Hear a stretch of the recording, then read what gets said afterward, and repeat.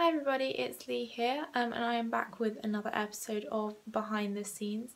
This episode is going to be based on trapeze as voted for by you guys on the poll that I put up a couple of weeks ago. You might notice a slight change of background. That is because I have moved to uni now.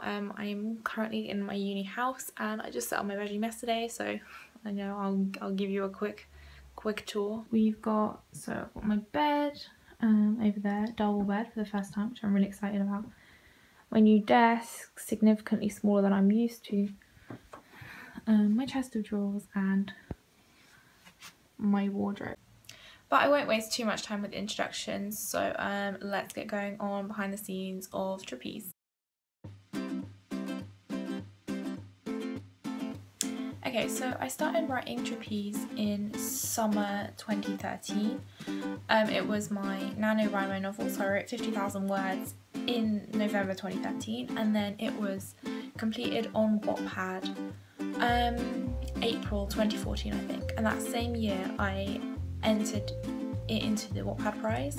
Didn't really expect much, but a couple of months later I found out that it had actually been named as Best Love Story for the Wattpad prize, which was obviously really cool. There were so many entries and I was so flattered to be named as like the best love story basically. And one of the prizes for the Wattpad prize was to have your book printed out in a hardback copy. So a couple of months later this arrived at my flat, which is really cool. It is a hardback copy of Trapeze, and I will quickly show you this.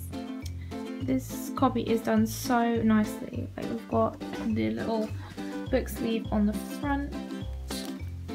There was a letter in the front of it basically saying congratulations. And let's take this one out. Let me open it up. And well, I mean, these were the stats at the time. It's currently hit 1 million reads, I think. I'm not even sure.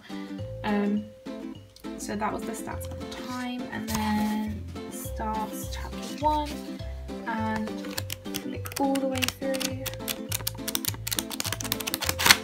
And yeah, it's really bizarre just to have this like in front of me. I've written, and it's, I mean, pretty decent size as well, so yeah, that's really cool. Okay, so if you watched the previous episode with Vanilla, you know that sometimes, even if I don't like to have a cast, or even if I can't find a proper cast, I can sometimes find like pictures online and things like that to help me imagine the characters, and this trapeze was no exception to this. I found a really good picture that pretty much exactly how I imagine Luke in my head, so this is always interesting for people to see because this picture is Luke, so here you go. And there we have it. I mean, I'm not sure why he's got like face paint all over his face, and I'm not sure who this guy is. Really sorry if this is you, but you are now a character in my book. And thing number 3, if you were reading the book as I was updating it, or honestly if you just read the author's notes that are on each chapter, you might know about the trouble that I had with the ending of the story. I had an original ending planned, everything was fine, and then I realised this is kind of similar to Lock and Key by Sarah Dessen, and I had a bit of a panic. I was like, I really need to change this, so I changed the ending. I changed my plan of the ending. Okay, it was drastically different, and I am going to tell you how it ended. The version that I later decided, no, this is not right for the story, and obviously it had the ending that is now on Wattpad and the one that you are familiar with. The original ending was that Luke was going to, once he got out of his father's house, he was going to join the circus, and Corey was going to go back to the circus, run away from Sherwood, and they were going to be in the circus together. And I mean, I know a lot of people were hoping for that ending, but I feel like it's a little bit far-fetched. Like, that kind of thing would not likely happen in real life, and you know, I feel like Corey running away from Sherwood and like everything that happened there is a lack of closure, and that's kind of what the story's about, like her finally getting closure with her mum and things like that. So I am very happy that I changed the story. I feel like there was a lot better ending what I eventually ended up with. But yeah, I mean, it's interesting to think about the fact that the book was almost completely different. Okay, so my last part of the video is not technically behind the scenes for Trapeze.